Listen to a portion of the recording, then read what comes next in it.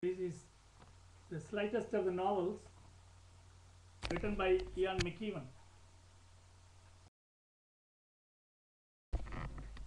and its name is Chesil Beach. Ian McEwan.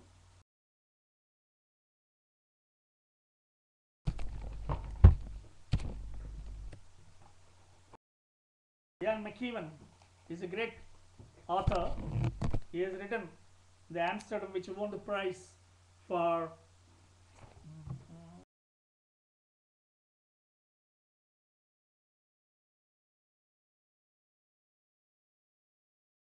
hello.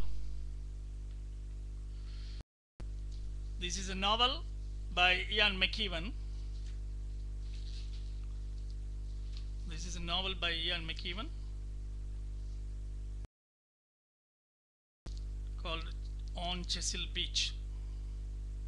On Chesil Beach.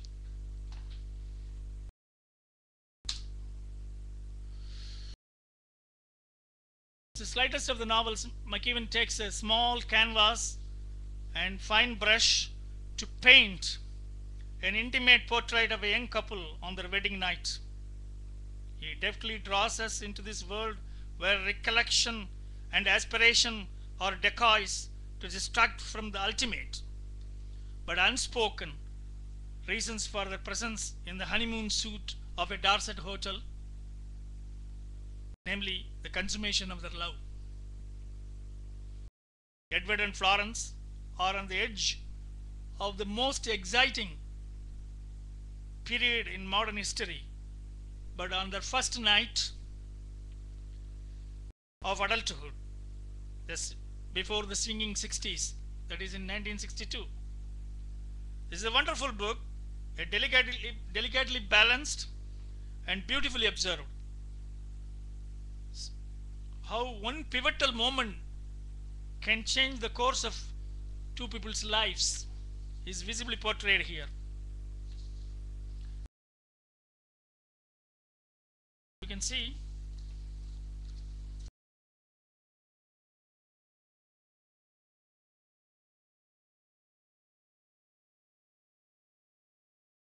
she found his testicles first and not at all afraid now. She curled her fingers softly round his extraordinary bristling item she had seen in different forms on dogs and horses, but had never quite believed could fit comfortably on adult humans. Drawing her fingers across its underside, she arrived at the base of his penis, which she held with extreme care, for she had no idea how sensitive or robust it was. She trailed her fingers along its length, noting with interest its silky texture, right to the tip, which she lightly stroked, and then, amazed by her own bold initiative, backed down a little to take his penis firmly about halfway along and pulled it downwards in a slight adjustment until she felt it just touching her labia. How could she have known what a terrible mistake she was making? Had she pulled on the wrong thing? Had she gripped it too tight? He gave out a wail, complicated a series of agonized rising vowels, the sort of sound she had heard once in a comedy film, when a waiter, weaving his way in that, appeared to be about to drop a towering pile of soup plates.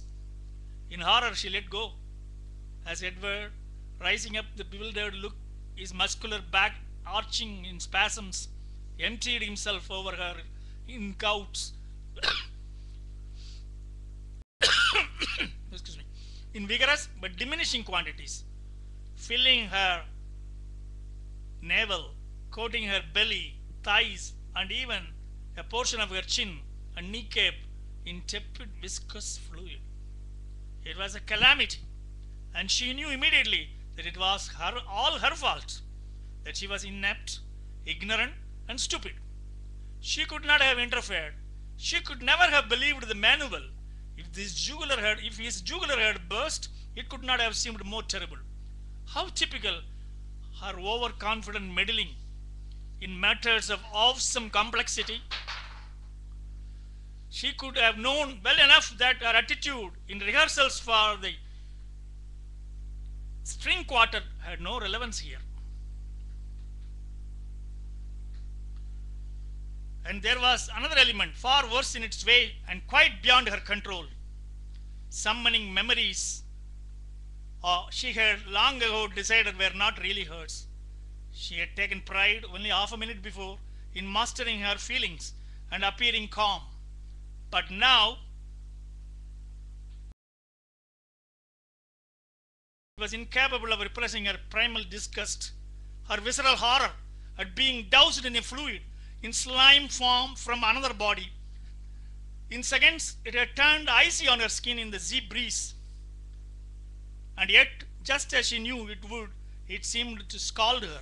Nothing in her nature could have held back her instant cry of revulsion.